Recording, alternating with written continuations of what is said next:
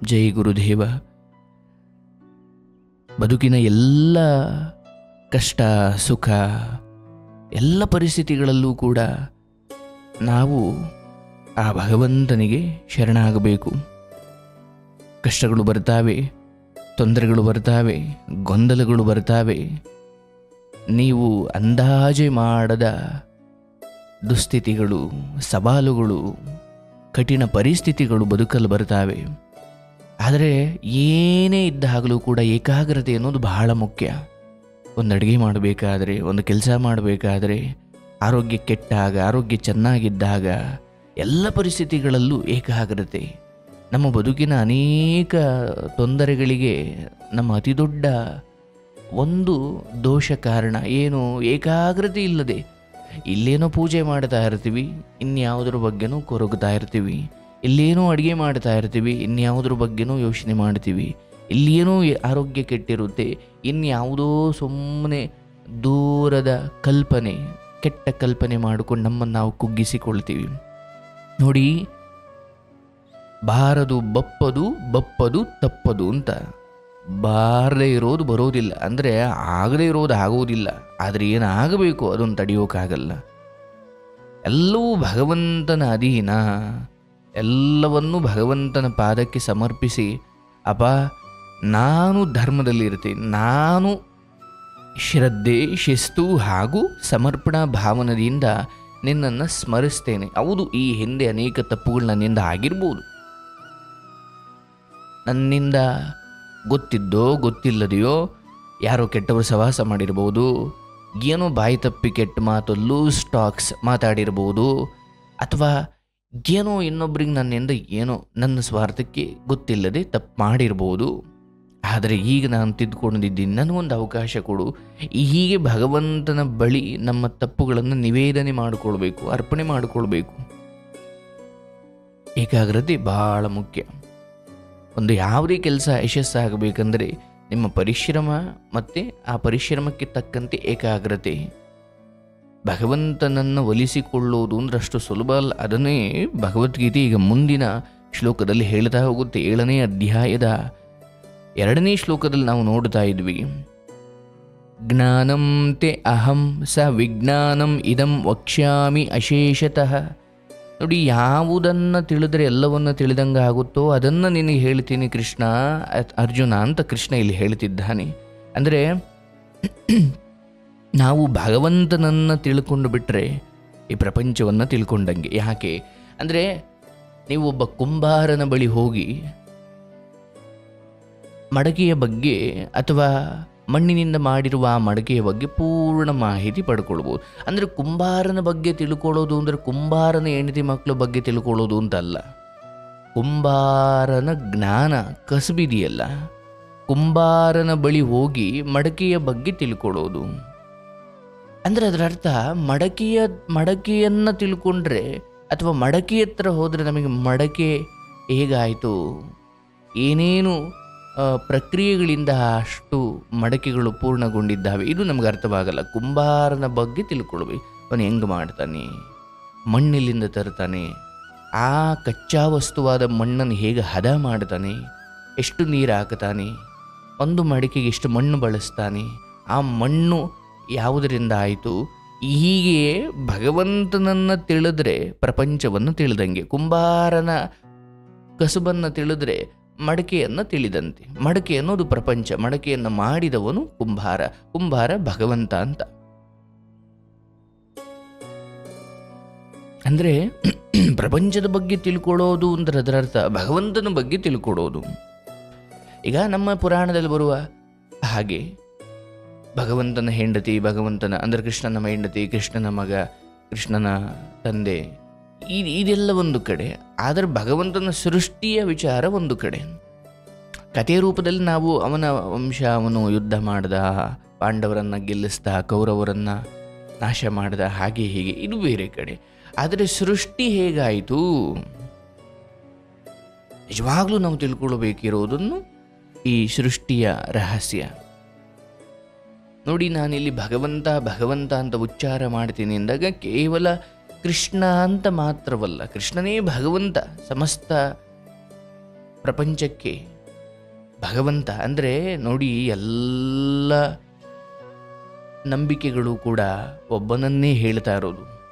ಆ ಪರಮೇಶ್ವರನನ್ನೇ ನೀವು ಭಾವಿಸಬಹುದು, ಕೃಷ್ಣನನ್ನೇ ಭಾವಿಸಬಹುದು, ಯಾರನ್ನಾದರೂ ಭಾವಿಸಬಹುದು.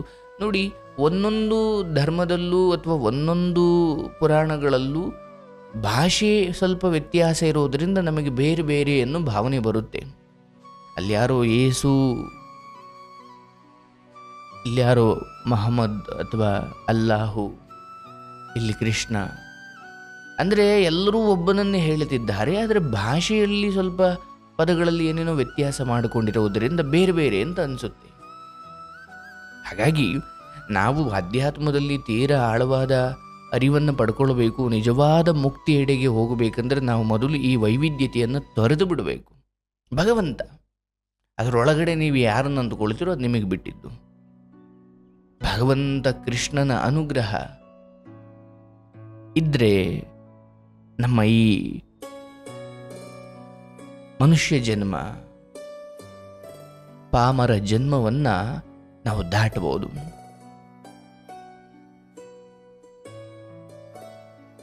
ಅದನ್ನು ನೀವು ಸ್ಪಷ್ಟವಾಗಿ ಮಕ್ಕಳಿಗೂ ಹೇಳಬೇಕು. ಅಪ್ಪ ನೋಡ್ರಪ್ಪ, ಇಲ್ಲಿ ನಮ್ಮ ಮನಸ್ಸಿಗೆ ಯಾವ ಕೃಷ್ಣ ನೆಮ್ಮದಿ ಕೊಡ್ತಿದ್ದಾನೋ ಇನ್ಯಾರ್ದು ಮನಸ್ಸಿಗೆ ಯೇಸು ನೆಮ್ಮದಿ ಕೊಡ್ತಿದ್ದಾನೆ, ಇನ್ಯಾರ್ದು ಮನಸ್ಸಿಗೆ ಅಲ್ಲಾಹು ನೆಮ್ಮದಿ ಕೊಡ್ತಿದ್ದಾನೆ.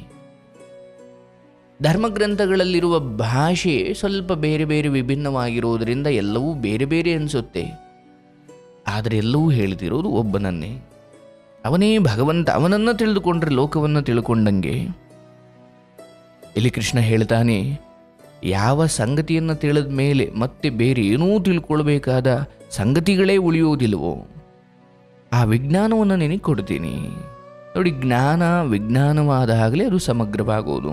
ವಿಜ್ಞಾನ ಅಂದರೆ ಏನು? ಕಳೆದ ತರಗತಿಯಲ್ಲಿ ಹೇಳಿದ್ದೆ, ವಿ ಪ್ಲಸ್ ಜ್ಞಾನ. ಇಲ್ಲಿ ವಿ ಅಂದರೆ ಉಪಸರ್ಗ, ಅಂದರೆ ವಿಲಕ್ಷಣವಾದ, ವಿಶಿಷ್ಟವಾದ, ವಿಶೇಷವಾದ ಅನ್ನೋ ಅರ್ಥವನ್ನು ಕೊಡುತ್ತೆ. ಜ್ಞಾನ ವಿಜ್ಞಾನ, ವಿ ಜ್ಞಾನ. ವಿ ಅಂದರೆ ವಿಶಿಷ್ಟವಾದ, ವಿಶೇಷವಾದ, ವಿಲಕ್ಷಣವಾದ ಅನ್ನೋ ಅರ್ಥ. ಜ್ಞಾನ ಅಂದರೆ ತಳಸ್ಪರ್ಶಿಯಾಗಿ ತಿಳಿಯುವುದು ವಿಜ್ಞಾನ. ಭಗವಂತ ಅಂದರೆ ನೀರಿನಲ್ಲಿ ಭಗವಂತ ಇದ್ದಾನೆ, ಇದು ಜ್ಞಾನ. ಯಾವ ರೂಪದಲ್ಲಿದ್ದಾನೆ? ನೀರಿನಲ್ಲಿ ರುಚಿಯಾಗಿ ಭಗವಂತ ಇದ್ದಾನೆ ಅಲ್ವಾ? ಬೆಂಕಿಯಲ್ಲಿ ಭಗವಂತ ಯಾವ ರೀತಿ ಇದ್ದಾನೆ? ಶಾಖವಾಗಿ ಇದ್ದಾನೆ. ನೀರಿನಲ್ಲಿ ರುಚಿಯಾಗಿ ಇದ್ದಾನೆ. ಸೂರ್ಯನಲ್ಲಿ ಬೆಳಕಾಗಿ ಇದ್ದಾನೆ. ದೀಪದಲ್ಲಿ ಬೆಳಕಾಗಿ ಇದ್ದಾನೆ. ಹೀಗೆ ಸೂರ್ಯ ಭಗವಂತ ಹೌದು, ಆದರೆ ಸೂರ್ಯನಲ್ಲಿ ಯಾವ ರೀತಿ ಸೇರಿಕೊಂಡಿದ್ದಾನೆ ಭಗವಂತ? ಕಿರಣಗಳಾಗಿ, ಶಾಖವಾಗಿ, ಬೆಳಕಾಗಿ ಭಗವಂತ ಇದ್ದಾನೆ ಅಲ್ವಾ? ಅಯ್ಯೋ, ಮನೆ ಎಷ್ಟು ಚೆನ್ನಾಗಿದೆ, ಇದು ಜ್ಞಾನ. ಆ ಮನೆ ಹೇಗೆ ಕಟ್ಟಿದ್ರು, ಎಷ್ಟೆಷ್ಟು ಅಳತೆಯಲ್ಲಿ ಕಟ್ಟಿದ್ದಾರೆ, ಎಷ್ಟು ಜನ ಕಟ್ಟಿದ್ರು, ಇದ್ರ ಬಗ್ಗೆ ತಳಸ್ಪರ್ಶಿಯಾಗಿ ತಿಳ್ಕೊಳ್ಳೋದು ವಿಜ್ಞಾನ. ಅರ್ಥ ಆಯ್ತಲ್ಲ? ಜ್ಞಾನ ವಿಜ್ಞಾನ ಆಯ್ತಾ? ಇನ್ನು ಮುಂದುವರೆದು 3ನೇ ಶ್ಲೋಕದಲ್ಲಿ ಕೃಷ್ಣ ಹೇಳ್ತಾನೆ, ಮನುಷ್ಯಾಣಾಂ ಸಹಸ್ರೇಸು ಕಶ್ಚಿತ್ ಯತತಿ ಸಿದ್ಧಯೇ ಯತತಾಂ ಅಪಿ ಸಿದ್ಧನಾಂ ಕಶ್ಚಿತ್ ಮಾಂ ವೇತ್ತಿ ತತ್ವತಃ. ಯತತಾಂ ಅಪಿ ಸಿದ್ಧನಾಂ ಕಶ್ಚಿತ್ ಮಾಂ ವೇತ್ತಿ ತತ್ವತಃ. ಕೃಷ್ಣ ಹೇಳ್ತಾನೆ, ಇದು ನಮಗೂ ಆಗಾಗ ಅನಿಸುತ್ತೆ, ಭಗವಂತನನ್ನು ಯಾರು ತಳಸ್ಪರ್ಶಿಯಾಗಿ ತಿಳಿಯೋಕೆ ಸಾಧ್ಯ ಸ್ವಾಮಿ? ಯಾರು ತಿಳಿಯೋಕೆ ಸಾಧ್ಯ? ಕೃಷ್ಣ ಹೇಳ್ತಾನೆ, ಸಾವಿರಾರು ಮನುಷ್ಯರು, ಅಂದರೆ ಎಷ್ಟೊಂದು ಜನ ಮನುಷ್ಯರಿದ್ದಾರಲ್ವ, ಅದರಲ್ಲಿ ಕೆಲವು ಜನ ಮಾತ್ರ ನಾನು ಸಿದ್ಧಿ ಪಡ್ಕೊಳ್ಬೇಕು, ಸಾಕು ಈ ಜಂಜಾಟ, ಸಾಕು ಈ ಸಂಸಾರದ ಒದ್ದಾಟ, ಸಾಕು ಈ ಜಗಳ ಮನಸ್ತಾಪಗಳು, ನಾನು ಅವ್ರನ್ನ ಬೈಯೋದು, ಅವ್ರು ನನ್ನನ್ನು ಬೈಯೋದು, ಏನಪ್ಪ ಯಾವುದೂ ಸರಿ ಹೋಗ್ತಾ ಇಲ್ಲ. ನಾನು ಆರಂಭದಲ್ಲಿ ಅಂದುಕೊಂಡೆ, ನಾನು ಕೋಪ ಮಾಡ್ಕೊಂಡು ಅವ್ರನ್ನ ಬೈದು ಬಿಟ್ರೆ ಎಲ್ಲ ಸರಿ ಹೋಗ್ಬಿಡುತ್ತೆ ಎಂದೆ. ಇಲ್ಲ, ನಾನು ಕೋಪ ಮಾಡ್ಕೊಂಡ ಮೇಲೆ ಅವರು ಕೋಪ ಮಾಡ್ಕೊಳ್ಳೋಕೆ ಶುರು ಮಾಡಿದ್ರು. ಅವರು ನಾನು ಸರಿ ಅಂತಾರೆ, ಅಂದರೆ ಅವರು ಸರಿ ಅಂತಾರೆ, ನಾನು ಸರಿ ಅಂತೀನಿ. ಇದು ಏನಪ್ಪ, ಇದು ಮುಗಿದಲೇ ಇಲ್ಲ. ಇದಕ್ಕೇನು ಒಂದು ಕೊನೆ ಇಲ್ವಾ? ಅಯ್ಯೋ ಯಪ್ಪ, ಇದೊಂದು ಮುಗಿಯದ ಕತೆ, ಬೇಡ, ಯಾರ ಜೊತೆನೂ ಜಗಳ ಬೇಡ, ನನಗೆ ಸರಿ ಅನಿಸಿದ್ದನ್ನು ಮಾಡೋಣ, ಏನಂದ್ರು ನನ್ನ ಬಾಡಿಗೆ ಮೌನವಾಗಿರೋಣ, ನನ್ನನ್ನು ನಾನು ರಕ್ಷಣೆ ಮಾಡಿಕೊಳ್ಳೋಣ. ಆದರೆ ಬೈದು ಅವ್ರ ಬಗ್ಗೆ ಇವ್ರಿಗೆ ಹೇಳಿ, ಇವ್ರ ಬಗ್ಗೆ ಅವ್ರಿಗೆ ಹೇಳಿ, ಬೈದು ಒಡೆದು ಸರಿ ಮಾಡುವಂಥದ್ದು ಲೋಕದಲ್ಲಿ ಏನೂ ಇಲ್ಲ. ಗುರು ಶಿಷ್ಯನಿಗೆ ಬಡಿಯೋದು ಹೊಡೆಯೋದು, ತಂದೆ ತಾಯಿಗಳು ಮಕ್ಕಳಿಗೆ ಬಡಿಯೋದು ಹೊಡೆಯೋದು, ರಾಜ ತಪ್ಪು ಮಾಡಿದವ್ರಿಗೆ ಶಿಕ್ಷೆ ಕೊಡೋದು, ಇಲ್ಲಿ ಕೆಲವೊಮ್ಮೆ ಶಿಕ್ಷೆ ಕೆಲಸ ಮಾಡ್ತವೆ ಹೊರತು ನಾನು ನನ್ನ ಜೊತೆ ಇರೋ ಯಾರನ್ನೋ ಹೊಡೆದು ಬಿಡ್ತೀನಿ, ಬೈದು ಬಿಡ್ತೀನಿ, ಇಲ್ಲ, ಇದು ಯಾವುದೂ ಹಂಗೆ ಸರಿ ಹೋಗೋದಲ್ಲ. ನಾನೇನು ಹೇಳ್ಬೇಕು ಅಂದ್ಕೊಂಡಿದ್ದೀನೋ ಅದನ್ನು ಮಾಡೋಣ. ನೋಡಪ್ಪ, ಟಿ ವಿ ನೋಡ್ಕೊಂಡು ಕೂತ್ಕೊಂಡ್ಬಿಡ ಕಣಯ್ಯ, ಯಾವಾಗಲೂ ಓದಪ್ಪ, ಪುಸ್ತಕ ತಗೊಂಡು ಓದಯ್ಯ, ಓದಿ ಉದ್ಧಾರ ಆಗಯ್ಯ ಅಂತ ಹೇಳೋದು ಒಂದು ಕಡೆ. ನಾನು ಸಂಜೆ ಆದರೆ ಟಿ ವಿ ಹಾಕ್ಕೊಂಡು ಸೀರಿಯಲ್ ನೋಡ್ಕೊಂಡು ಕೂತ್ಕೊಂಡ್ರೆ ಮಗನ ಮನಸ್ಸು ಈ ಕಡೆ ಬರುತ್ತೆ.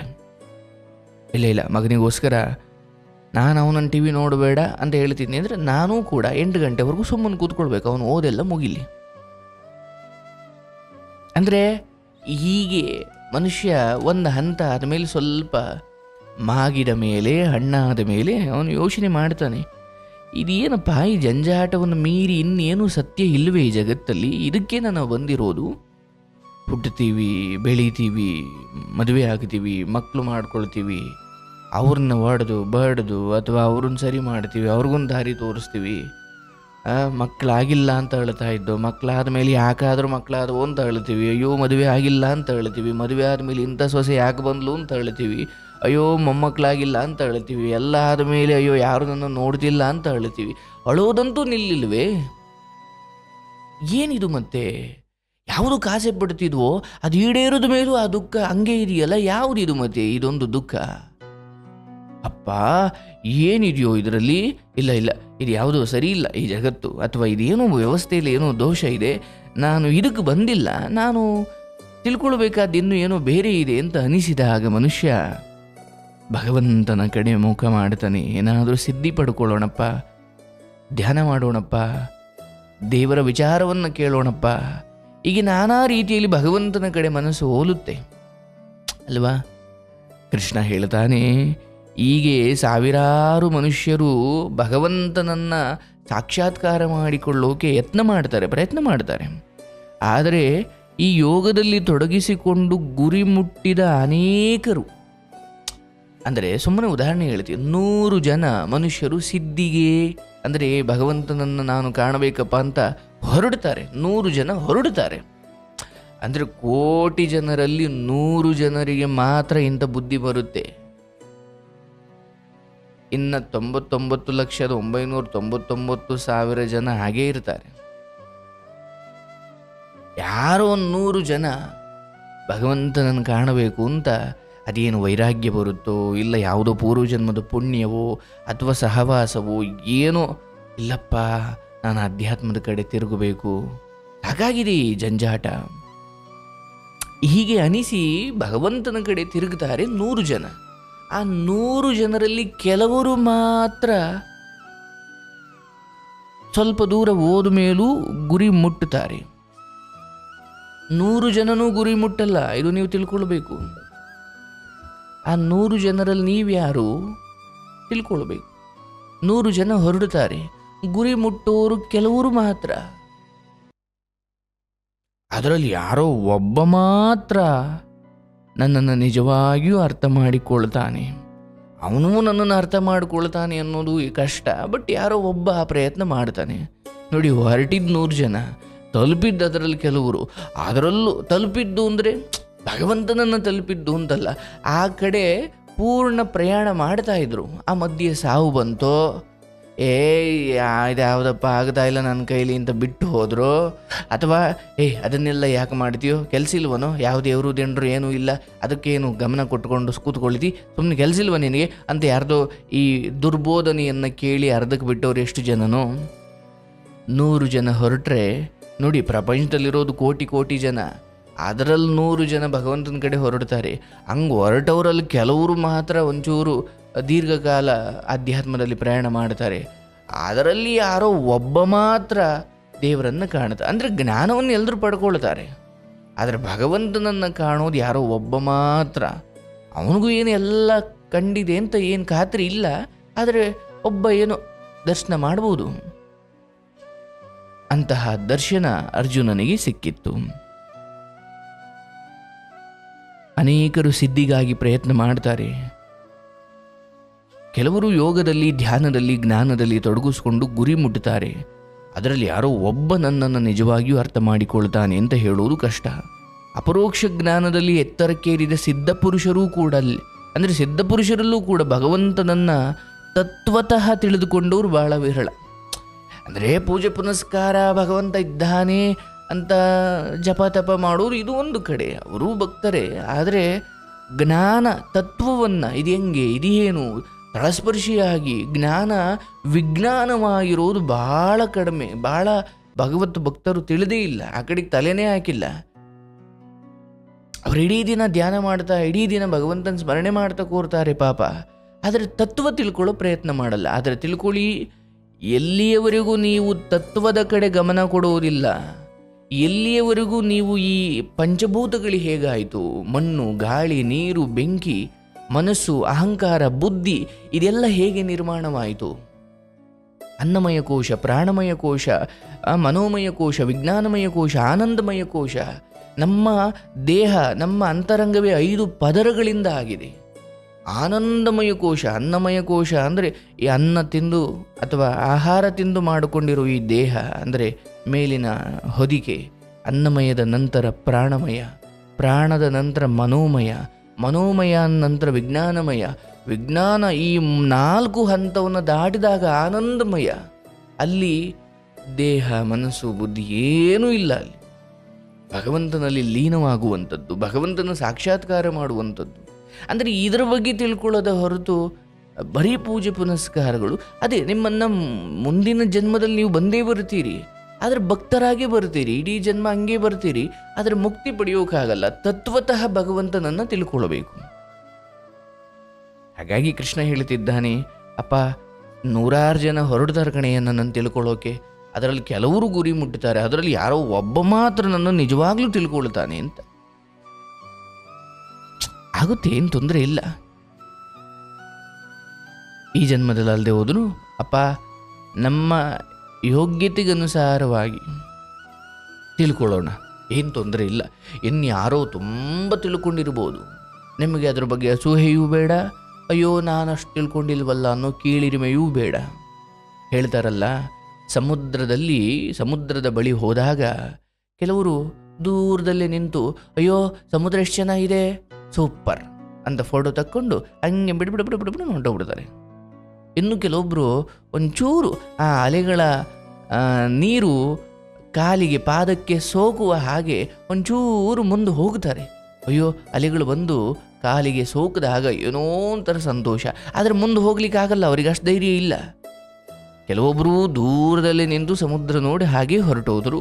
ಇನ್ನೂ ಕೆಲವೊಬ್ಬರು ಅಲೆಗಳು ಸ್ಪರ್ಶ ಮಾಡೋ ಹಾಗೆ ಅಲೆಗಳ ಹತ್ರ ಬಂದರು. ಇನ್ನೂ ಕೆಲವೊಬ್ಬರು ಸ್ವಲ್ಪ ಮುಂದಕ್ಕೆ ಹೋಗಿ ಈಜುತ್ತಾರೆ, ತೀರಾ ಅಂತ ಅಲ್ಲ, ಒಂಚೂರು ಮುಳುಗ್ತಾರೆ.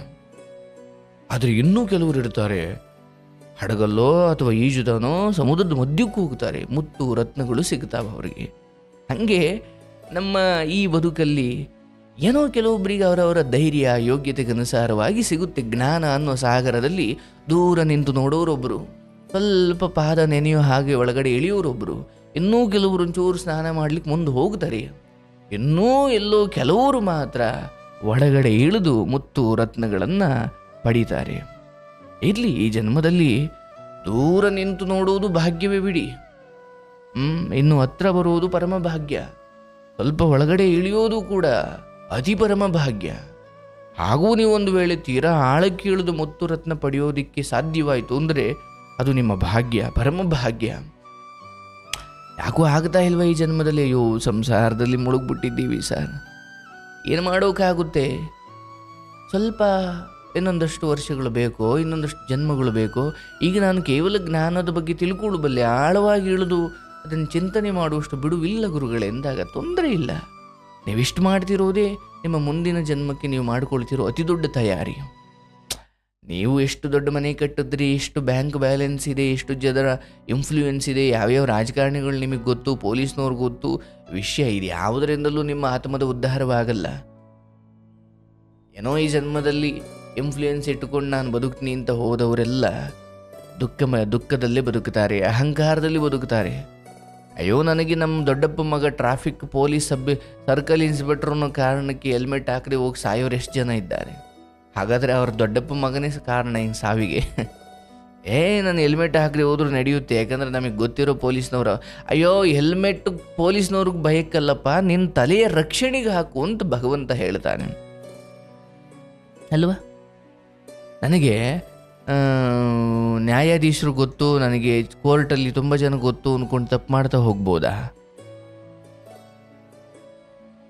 ಲೋಕದಲ್ಲಿ ನಿಮ್ಮ ಇನ್ಫ್ಲೂಯೆನ್ಸ್ ಮೂಲಕ ಕೆಲವು ತಪ್ಪುಗಳಿಂದ, ಕೆಲವು ಶಿಕ್ಷೆಗಳಿಂದ ನೀವು ಬಚಾವಾಗ್ಬೋದು. ಆದರೆ ಕರ್ಮದ ಹೊಡೆತ ಎಲ್ಲದಕ್ಕಿಂತ ದೊಡ್ಡದು, ಅದಕ್ಕೆ ಯಾವ ಇನ್ಫ್ಲೂಯೆನ್ಸು ನಡೆಯಲ್ಲ. ಹಾಗಾಗಿ ಇಲ್ಲಿ ಕೃಷ್ಣ ಹೇಳೋದು, ಆ ಸಿದ್ಧ ಪುರುಷರಲ್ಲೂ ಕೂಡ ಭಗವಂತನನ್ನು ತತ್ವತಃ ತಿಳ್ಕೊಂಡಿರೋರು ಬಹಳ ಕಡಿಮೆ. ಈಗ ನೀವು ಅಘೋರಿಗಳನ್ನು ಅಥವಾ ಯಾರೋ ಮಹಾ ಸನ್ಯಾಸಿಗಳನ್ನು ನೋಡಿದಾಗ ಅಯ್ಯೋ ಭಗವಂತನನ್ನು ತಿಳಿದವರಪ್ಪ ಅಂತ ಏನು ಹೇಳಂಗಿಲ್ಲ. ಪಾಪ ಅವ್ರದ್ದೇ ರೀತಿಯಲ್ಲಿ ಸೇವೆ ಮಾಡ್ಕೊಂಡು ಹೋಗ್ತಾ ಇರ್ತಾರೆ. ಆದರೆ ಭಗವಂತನನ್ನು ತಿಳಿದವನಿದ್ದಾನಲ್ಲ, ಅವನು ವೇಷದಿಂದ ನಿಮಗೆ ಗುರುತಿಸೋಕ್ಕಾಗಲ್ಲ. ನೀವು ಸುಮ್ಮನೆ ಗಮನಿಸಿದ್ರೆ ನಿಮಗೆ ಗೊತ್ತಾಗುತ್ತೆ, ಇಲ್ಲಪ್ಪ ಏನೋ ದೊಡ್ಡ ತಿಳುವಳಿಕೆ ಇದೆ ಅಥವಾ ಏನೋ ದೊಡ್ಡ ಶಕ್ತಿ ಪಡ್ಕೊಂಡಿದ್ದಾರೆ ಈ ಮನುಷ್ಯರು. ಅವನು ಸನ್ಯಾಸಿ ಅಲ್ಲದೆ ಇರ್ಬೋದು, ಅಥವಾ ಅವನು ಲೋಕದ ಕಣ್ಣಿಗೆ ಬಹಳ ಪರಮ ಪೂಜ್ಯ ಅಲ್ಲದೆ ಇರ್ಬೋದು. ಬಟ್ ಅವನಿಗೆ ಆ ಜ್ಞಾನ ಇರುತ್ತೆ.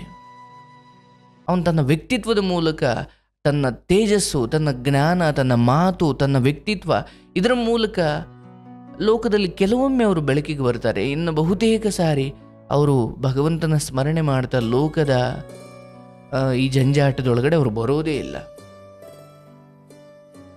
ಹಾಗಿರುತ್ತೆ ಸಿದ್ಧ ಪುರುಷರ ಲಕ್ಷಣಗಳು. ಇನ್ನು ಮುಂದುವರೆದು ಇಲ್ಲಿಂದ ಭಗವಂತನ ವಿರಾಟ ರೂಪದ ದರ್ಶನ ನಮಗಾಗ್ತಾ ಹೋಗುತ್ತೆ.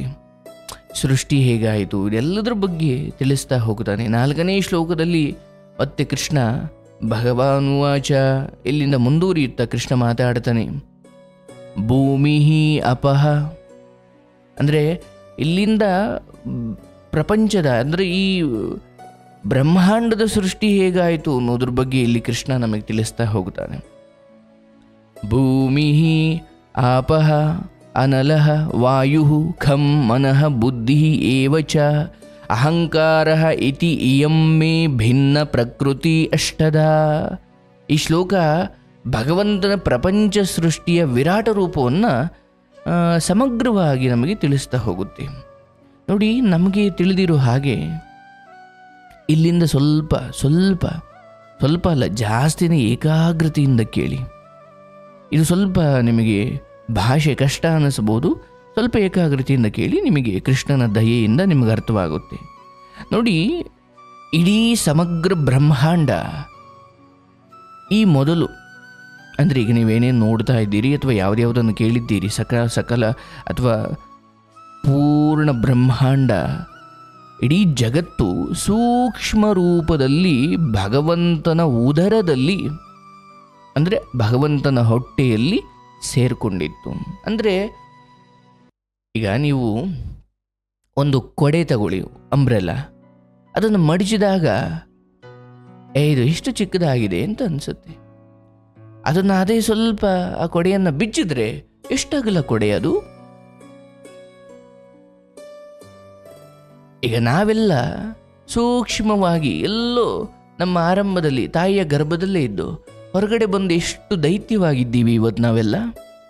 ಹೀಗೆ ಇಷ್ಟು ದೊಡ್ಡ ಬ್ರಹ್ಮಾಂಡ ಕೂಡ ಮೊದಲು ಸೂಕ್ಷ್ಮ ರೂಪದಲ್ಲಿ ಹೇಗೆ ತಾಯಿಯ ಗರ್ಭದಲ್ಲಿ ಮಗುವಿನ ಅಂಶವಿತ್ತು, ಹಾಗೆ ಭಗವಂತನ ಹೊಟ್ಟೆಯಲ್ಲಿ ಈ ಸಕಲ ಜಗತ್ತು ಅಥವಾ ಈ ಪೂರ್ಣ ಜಗತ್ತು ಭಗವಂತನ ಹೊಟ್ಟೆಯಲ್ಲಿ ನೆಲೆಗೊಂಡಿತ್ತು ಸೂಕ್ಷ್ಮ ರೂಪದಲ್ಲಿ.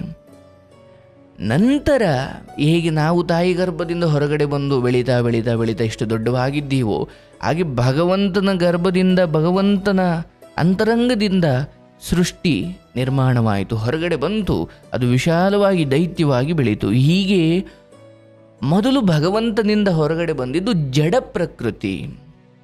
ಇದನ್ನ ನಾನು ಸ್ವಲ್ಪ ಸೂಕ್ಷ್ಮವಾಗಿ ಅರ್ಥ ಮಾಡಿಕೊಳ್ಬೇಕು. ಸ್ಟೆಪ್ ಬೈ ಸ್ಟೆಪ್ ಹೇಳ್ತೀನಿ, ಏನು ತೊಂದರೆ ಇಲ್ಲ.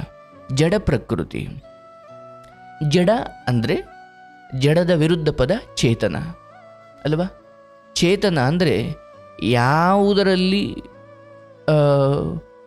ಸರಿ ತಪ್ಪು, ಧರ್ಮ ಅಧರ್ಮ ಅಥವಾ ಒಳ್ಳೆಯದು ಕೆಟ್ಟದ್ದರ ವಿವೇಕ ಇದೆಯೋ ಅಥವಾ ಚಲನೆಗೆ ಒಳಪಡುತ್ತೋ, ಸ್ವಯಂ ಬುದ್ಧಿಯನ್ನು ಒಳಗೊಂಡಿದೆಯೋ ಅದು ಚೇತನ.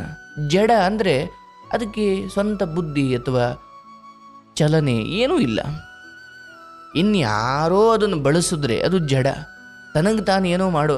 ಈಗ ನಿಮ್ಮ ಕಣ್ಣು ಕೂಡ ಅದು ಜಡ, ಅದಕ್ಕೆ ತಾನೇ ಯಾರನ್ನೂ ನೋಡಬೇಕು, ತಾನೇ ಏನನ್ನೂ ದುರ್ಗುಟ್ಕೊಂಡು ನೋಡಬೇಕು ಅನ್ನೋ ಇಚ್ಛೆ ಅದಕ್ಕಿಲ್ಲ. ಅಂತರ ಒಳಗಿನಿಂದ ಆತ್ಮ ನೀನು ಅಂದರೆ ನಾನು ಅನ್ನೋ ಪ್ರಜ್ಞೆ, ನಾನು ಆ ಸುಂದರವಾದ ಬೆಟ್ಟವನ್ನು ನೋಡಬೇಕು ಅಂತ ಅವನಿಗನ್ಸಿದ್ರೆ ಕಣ್ಣು ತೆಗೆದು ನೋಡ್ಬೋದು. ಜಲಪಾತವನ್ನು ನೋಡ್ಬೇಕು, ಕಣ್ಣು ತೆಗೆದು ನೋಡ್ಬೋದು. ಕಣ್ಣಿಗೆ ಆಸೆ ಇಲ್ಲ, ಜಲಪಾತ ನಾನು ನೋಡಬೇಕಪ್ಪ ಅಂತ ಕಣ್ಣಿಗೆ ಆಸೆ ಇಲ್ಲ. ಒಳಗಿನಿಂದ ಯಾವನೋ ಅದನ್ನು ನೋಡ್ತಿದ್ದಾನೆ, ಕಣ್ಣು ನೋಡಲ್ಲ, ಕಣ್ಣಿನಿಂದ ನೋಡ್ತಾನೆ. ಕಣ್ಣು ಜಡ.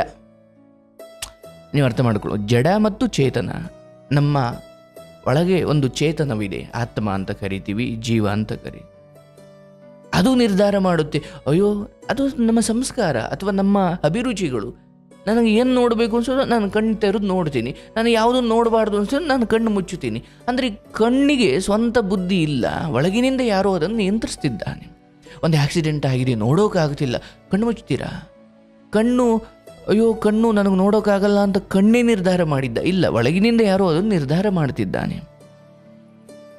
ಅಂದರೆ ಕಣ್ಣು ಸ್ವತಂತ್ರವಲ್ಲ, ಕಣ್ಣು ಜಡ.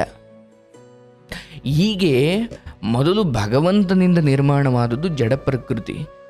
ಇಲ್ಲಿ ಜಡ ಪ್ರಕೃತಿಯಲ್ಲಿ ಬಹಳ ಮುಖ್ಯವಾಗಿ ಮಣ್ಣು, ನೀರು, ಬೆಂಕಿ, ಗಾಳಿ, ಆಕಾಶ, ಜೊತೆಗೆ ಮನಸ್ಸು, ಬುದ್ಧಿ, ಅಹಂಕಾರ. ಇದು ಯಾವುದೂ ಚೇತನ ಅಲ್ಲ, ಇದೆಲ್ಲ ಜಡ.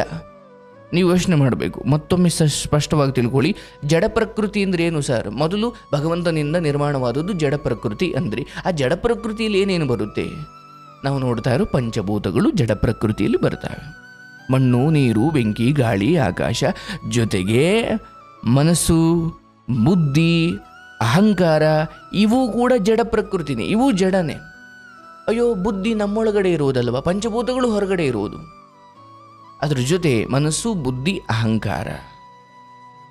ನೋಡಿ, ನಿಮ್ಮ ಆತ್ಮ ಬಿಟ್ಟು ಬೇರೆ ಎಲ್ಲವೂ ಜಡವೇ. ಮನಸ್ಸು ನಮ್ಮೊಳಗಡೆ ಇದೆ, ಮನಸ್ಸಿಗೆ ಮನಸ್ಸು, ಬುದ್ಧಿ, ಅಹಂಕಾರ ಇಲ್ಲ. ಅದು ಕೂಡ ಸ್ವಂತ ಬುದ್ಧಿ ಇಲ್ಲ, ಅವಕ್ಕೆ ಯಾವುದನ್ನು ಒಳಗಡೆಯಿಂದ ಯಾರೋ ನಿಯಂತ್ರಿಸ್ತಾ ಇದ್ದಾನೆ. ಹಾಗಾಗಿ ಜಡ ಪ್ರಕೃತಿ ಅಂದರೆ ಮಣ್ಣು, ಗಾಳಿ, ನೀರು, ಬೆಂಕಿ, ಆಕಾಶ, ಮನಸ್ಸು, ಬುದ್ಧಿ, ಅಹಂಕಾರ. ಇದು ಜಡ ಪ್ರಕೃತಿ. ಅರ್ಥ ಆಯ್ತಲ್ಲ? ಇನ್ನು ಮುಂದುವರಿಯೋಣ. ಇದು ಅಂದರೆ ಒಟ್ಟು 8 ಬಗೆ. ಅರ್ಥ ಆಯ್ತಲ್ಲ? ಪಂಚಭೂತಗಳು ಅಂದರೆ 5, ಅದರ ಜೊತೆಗೆ 6 ಮನಸ್ಸು, 7 ಬುದ್ಧಿ, 8 ಅಹಂಕಾರ. ಈ 8 ಬಗೆ ಜಡ ಪ್ರಕೃತಿ. ತಿಳ್ಕೊಳ್ಳಿ, ಜ್ಞಾನಕ್ಕೋಸ್ಕರ ಭಗವಂತನಿಂದ ಮೊದಲು ಜಡ ಪ್ರಕೃತಿ ನಿರ್ಮಾಣವಾಯಿತು, ಸೃಷ್ಟಿಯಾಯಿತು. ಆ ಜಡ ಪ್ರಕೃತಿ 8 ಬಗೆ. ಪಂಚಭೂತಗಳು ಪ್ಲಸ್ 3 ಮನಸ್ಸು, ಬುದ್ಧಿ, ಅಹಂಕಾರ. ಆಯ್ತಾ? ಅಂದರೆ ಈ ಜಗತ್ತಲ್ಲಿ ಏನೇನಿದೆ ಸ್ವಾಮಿ, ಅವೆಲ್ಲವೂ ನಿರ್ಮಾಣವಾಗಿರೋದು ಮಣ್ಣು, ನೀರು, ಬೆಂಕಿ, ಗಾಳಿ, ಆಕಾಶ, ಪಂಚಭೂತಗಳಿಂದ ಆಗಿರೋದೇ ಈ ಪ್ರಪಂಚ. ಬೇರೆ ಏನೂ ಇಲ್ಲ. ಇವು ಯಾವುದಾದ್ರೂ ತಗೊಳ್ಳಿ, ನಿಮ್ಮ ಮನೆಯಲ್ಲಿರೋ ಚಾಕು, ಚೂರಿ, ಏನಾದರೂ ತಗೊಳ್ಳಿ, ಎಲ್ಲವೂ ಕೂಡ ಬೆಂಕಿ, ಗಾಳಿ, ನೀರು, ಮಣ್ಣು, ಆಕಾಶ ಅಲ್ವಾ? ಮಣ್ಣು, ಬೆಂಕಿ, ಗಾಳಿ, ನೀರು, ಆಕಾಶ, ಇದರಿಂದಲೇ ಆಗಿರೋದು, ಬೇರೇನೂ ಇಲ್ಲ. ಮನಸ್ಸು, ಬುದ್ಧಿ, ಅಹಂಕಾರ ಅದು ಅಂತರಂಗದಲ್ಲಿ ಇರತಕ್ಕಂಥ ಜಡ. ಅಂದರೆ ಪಂಚಭೂತಗಳು ಈ ದೇಹದಿಂದ ತಗೊಂಡು ಮನೆ, ನಾವೇನೇನು ಬಳಸ್ತಾ ಇದ್ದೀವಿ, ನೀವು ಓಡಿಸೋ ಕಾರು, ಆ ಕಬ್ಬಿಣ ಕೂಡ ಮಣ್ಣಿನಿಂದಲೇ ಬಂದಿದ್ದಲ್ವೇ? ಅಥವಾ ಏನೇನು ಬಳಸಿ ಈ ಲೋಕದಲ್ಲಿ ಏನೇನಿದೆ ಎಲ್ಲವೂ ಮಣ್ಣು, ಗಾಳಿ, ನೀರು, ಬೆಂಕಿ, ಆಕಾಶ. ಆಯಿತಾ? ಈಗ ನಮಗೊಂದು ಈಗ ನಿಮಗಿದು ಅರ್ಥ ಆಯಿತು ಅಂದ್ಕೊಳ್ತೀನಿ. ಅಂದರೆ 8 ಬಗೆಯ ಜಡ. ಪ್ರಕೃತಿ ಅಲ್ವಾ. 8 ಬಗೆಯಲ್ಲಿದೆ. ಅದೇನು ಅಂತ ಗೊತ್ತಾಯಿತು. 5 ಪಂಚಭೂತಗಳು ಮತ್ತು ಮನಸ್ಸು, ಬುದ್ಧಿ, ಅಹಂಕಾರ. ಮನಸ್ಸು, ಬುದ್ಧಿ, ಅಹಂಕಾರ. ಇಲ್ಲಿ ಇಂದ್ರಿಯಗಳು ಬರಲ್ಲ. ಮನಸ್ಸು, ಬುದ್ಧಿ, ಅಹಂಕಾರ ಈ 3 ಜಡ ಪ್ರಕೃತಿಗೆ ಸೇರುತ್ತೆ ಅಥವಾ ಜಡಕ್ಕೆ ಸೇರುತ್ತೆ. ಅಂದರೆ ಪ್ರಪಂಚದಲ್ಲಿರುವ ಸಮಸ್ತ ಜಡ ಪದಾರ್ಥಗಳ ಮೂಲ ದ್ರವ್ಯ ಪಂಚಭೂತಗಳು. ಏನೇನು ಜಡ ವಸ್ತುಗಳಿದ್ದಾವೆ ಪ್ರಪಂಚದಲ್ಲಿ ಎಲ್ಲವೂ ಅಂದರೆ ಆತ್ಮವನ್ನು ಹೊರತುಪಡಿಸಿ. ಆತ್ಮ ಜಡ ಅಲ್ಲ, ಅದು ಚೇತನ. ಇನ್ನು ಮಿಕ್ಕಿದ್ದೆಲ್ಲವೂ ಜಡ ಪ್ರಕೃತಿ ಅಂದರೆ ಪಂಚಭೂತಗಳಿಂದ ಆಗಿರೋನು. ಇನ್ನು ಮುಂದುವರೆದು ಅಂದರೆ ಇದು ಸ್ವಲ್ಪ ಕರೆಕ್ಟಾಗಿ ಇದನ್ನು ನೀವು ತಿಳ್ಕೊಂಡು ಬಿಟ್ಟರೆ ಇನ್ನು ತಿಳ್ಕೊಳೋದು ಏನೂ ಇಲ್ಲ. ಅದಕ್ಕೆ ಕೃಷ್ಣ ಹೇಳಿದ್ದಾನೆ, ಯಾವುದನ್ನು ತಿಳಿದ ಮೇಲೆ ಇನ್ನು ಏನೂ ತಿಳ್ಕೊಳ್ಳೋ ಅವಶ್ಯಕತೆ ಇಲ್ವೋ ಅದನ್ನು ತಿಳ್ಕೊ ಮೊದಲು. ಇದನ್ನ ಇಲ್ಲಿ ಕೇಳ್ಕೊಳ್ತೀರಲ್ವಾ, ನೀವು ಬಿಡುವಾಗಿದ್ದಾಗ ಚಿಂತನೆ ಮಾಡಿ. ನಿಮ್ಮ ಮನೇಲಿರೋ ಯಾವುದೋ ಒಂದು ಸೌಟು, ನೀವು ಓಡಿಸೋ ಕಾರು, ನೀವು ಬಳಸೋ ಸೌಟು, ಚಾಕು ಅಥವಾ ಅಡುಗೆ ಮನೆಯಲ್ಲಿ ಬಳಸೋ ಇದು ಜಡ ಪ್ರಕೃತಿ, ಇದು ಜಡನೆ. ಇದು ಹೆಂಗಾಯಿತು? ಎಲ್ಲವೂ ನಿಮಗೆ ತಿಳಿತಾ ಹೋಗುತ್ತೆ. ಅದಕ್ಕೆ ಚಿಂತನೆ ಮಾಡಬೇಕು. ಏನಾದರೂ ತಿಳ್ಕೊಂಡು ಸುಮ್ಮನೆ ಆಗ್ಬಿಡಬಾರ್ದು, ಅದನ್ನು ಚಿಂತನೆ ಮಾಡಬೇಕು. ಇಲ್ಲಿ ನಮಗೊಂದು ಪ್ರಶ್ನೆ ಬರುತ್ತೆ. ಅದೇನೆಂದರೆ, ಪಂಚಭೂತಗಳ ಸೃಷ್ಟಿಯಲ್ಲಿ ಆಕಾಶದ ಸೃಷ್ಟಿ ಹೇಗಾಯಿತು? ಈಗ ಯಾಕಂದರೆ ನಾವು ಹೇಳ್ದು ಜಡ ಪ್ರಕೃತಿ ಅಂದರೆ ಮಣ್ಣು, ನೀರು, ಬೆಂಕಿ, ಗಾಳಿ, ಆಕಾಶ. ಆಕಾಶ ಹೆಂಗೆ ಸೃಷ್ಟಿಯಾಯಿತು ಸ್ವಾಮಿ? ಇದು ಪ್ರಶ್ನೆ. ನೋಡಿ, ಆಕಾಶ ಸೃಷ್ಟಿಯಾಗಿದ್ದಲ್ಲ, ಅದನ್ನು ಅಂತರಿಕ್ಷ, ಸ್ಪೇಸ್ ಅಂತ ಕರೀತಾರೆ. ಅಂದರೆ ಅದು ಮೊದಲೇ ಇತ್ತು ಸ್ವಾಮಿ ಅಲ್ವಾ. ಆಕಾಶ ಇಲ್ಲ ಅಂದರೆ ಲೋಕ ಕಲ್ಪನೆಯೂ ಮಾಡ್ಕೊಳ್ಳೋಕ್ಕಾಗಲ್ಲ. ಯೋಚನೆ ಮಾಡಿ, ಅದು ಮೊದಲೇ ಇತ್ತು. ಅದರಲ್ಲಿ ಭಗವಂತನ ರೂಪ ಆವಿರ್ಭಾವಗೊಳಿಸಿದೇ ಆಕಾಶದ ಸೃಷ್ಟಿ. ಅಂದರೆ ಆಕಾಶದ ಸೃಷ್ಟಿ ಅಂದರೆ ಹೊಸದಾಗೇನೋ ಸೃಷ್ಟಿಯಾಗಿದ್ದು ಅಂತ ಅಲ್ಲ, ಅದು ಮೊದಲೇ ಇತ್ತು. ಆದರೆ ಭಗವಂತ ಅದರೊಳಗಡೆ ಸೇರಿಕೊಂಡಾಗ, ಭಗವಂತ ಅದರೊಳಗಡೆ ಆವಿರ್ಭಾವಗೊಂಡಾಗ ಅದನ್ನು ಆಕಾಶದ ಸೃಷ್ಟಿ ಅಂತ ಕರೀತಾರೆ. ಮಣ್ಣು ಮೊದಲೇ ಇತ್ತು, ಅದನ್ನು ಕುಂಬಾರನ ಕೈಚಳಕದಿಂದ ಅದು ಮಡಕೆ ಆಯಿತು. ಆಕಾಶ ಮೊದಲೇ ಇತ್ತು, ಆದರೆ ಭಗವಂತ ಅದರೊಳಗಡೆ ಆವಿರ್ಭಾವ ಅಂದರೆ ಸೇರಿಕೊಂಡಾಗ ಅದು ನೀಲಿ ಆಯಿತು ಅಲ್ವಾ. ಈಗ ಬಣ್ಣವಿಲ್ಲದ ಬಣ್ಣವೇ ಇರಲಿಲ್ಲ ಆಕಾಶಕ್ಕೆ, ಭಗವಂತ ಸೇರಿಕೊಂಡಾಗ ನೀಲವರ್ಣ ಆಕಾಶ ಸೃಷ್ಟಿಯಾಯಿತು ಅಲ್ವಾ. ನೀಲ ಮೇಘ ಶ್ಯಾಮ ಅಂತ ಕರೀತಾರೆ ಕೃಷ್ಣನ್. ಆಕಾಶದ ಬಣ್ಣ, ಆಕಾಶಕ್ಕೆ ಬಣ್ಣವೇ ಇರಲಿಲ್ಲ. ಭಗವಂತನ ಆವಿರ್ಭಾವ ಆಕಾಶ ಅಂದರೆ ಭಗವಂತ ಪಂಚಭೂತಗಳನ್ನು ಸೃಷ್ಟಿಸಿದ, ಸರಿ, ಮಣ್ಣನ್ನು ಸೃಷ್ಟಿಸಿದ, ಬೆಂಕಿ, ಗಾಳಿ, ನೀರು, ಸರಿ. ಆಕಾಶ ಹೆಂಗಾಯಿತು? ಆಕಾಶ ಮೊದಲೇ ಇತ್ತು, ಸ್ಪೇಸ್, ಖಾಲಿ ಜಾಗ. ಸ್ಪೇಸ್ ಅಂದರೆ ಬೇರೆ ಏನೂ ಇಲ್ಲ, ಖಾಲಿ ಜಾಗ ಅಷ್ಟೇ. ಅದು ನಮಗೆ ಆಕಾಶ ಹಂಗೆ ಕಾಣುತ್ತಷ್ಟೇ, ಖಾಲಿ ಜಾಗ. ಅದಕ್ಕೊಂದು ಕೊನೆ ಇದೆ ಅಂದ್ಕೊಂಡಿದ್ದೀರಾ? ಎಷ್ಟು ಹೋದರೂ ಅದು ಹೋಗ್ತಾ ಇರೋ, ಅದು ಖಾಲಿ ಜಾಗ. ಇಲ್ಲ ರಾಕೆಟ್ಗಳೆಲ್ಲ ಹೊಡ್ಕೊಂಡು ಕೆಳಗೆ ಬಿದ್ದು ಹೋಗ್ಬೇಕಿತ್ತು, ಹೌದಲ್ಲ. ಖಾಲಿ ಜಾಗ ಮೊದಲೇ ಇತ್ತು, ಭಗವಂತ ಅದರೊಳಗಡೆ ಸೇರಿಕೊಂಡಾಗ ಅಲ್ವಾ. ಈಗ ನೀವು ನೀರಿನೊಳಗಡೆ ಅರಿಶಿನ ಹಾಕಿದಾಗ, ನೀರು ಮೊದಲೇ ಇತ್ತು, ನೀಲಿ ಬಣ್ಣನೋ ಅರಿಶಿನ ಬಣ್ಣನೋ ಕುಂಕುಮನೋ ಏನೋ ಹಾಕಿದಾಗ ಅದು ಕೆಂಪಾಯಿತು. ಹಂಗೆ ಆಕಾಶ ಅಂದರೆ ಖಾಲಿ ಜಾಗ. ಸ್ಪೇಸ್ ಅಂದರೆ ಆಕಾಶ ಅಂದರೆ ಬೇರೆ ಏನೂ ಅಲ್ಲ, ಅದು ಖಾಲಿ ಜಾಗ. ಅದು ಮೊದಲೇ ಇತ್ತು, ಭಗವಂತ ಸೇರಿಕೊಂಡಾಗ ಅದು ನೀಲಿ ಆಯಿತು ಅಲ್ವಾ. ಆಕಾಶದಲ್ಲಿ ಒಂದು ಕಂಪನ ಅಂದರೆ ಒಂದು ಕಂಪನ ಉಂಟಾಗಿ ಅಲ್ಲಿ ಗಾಳಿ ಹುಟ್ಟಿತು, ಗಾಳಿಯ ಕಂಪನದಿಂದ ಬೆಂಕಿ ಹುಟ್ಟಿತು, ಬೆಂಕಿಯ ಕಂಪನದಿಂದ ನೀರು ಹುಟ್ಟಿತು. ಈ ನೀರು ಗಟ್ಟಿಯಾಗಿ ಕಾಲಕ್ರಮೇಣ ಭೂಮಿಯಾಗಿ ವಿಕಾಸವಾಯಿತು. ಹೀಗೆ ಪಂಚಭೂತಗಳಿಂದ ಅನಂತ ವಸ್ತುಗಳ ನಿರ್ಮಾಣವಾಯಿತು.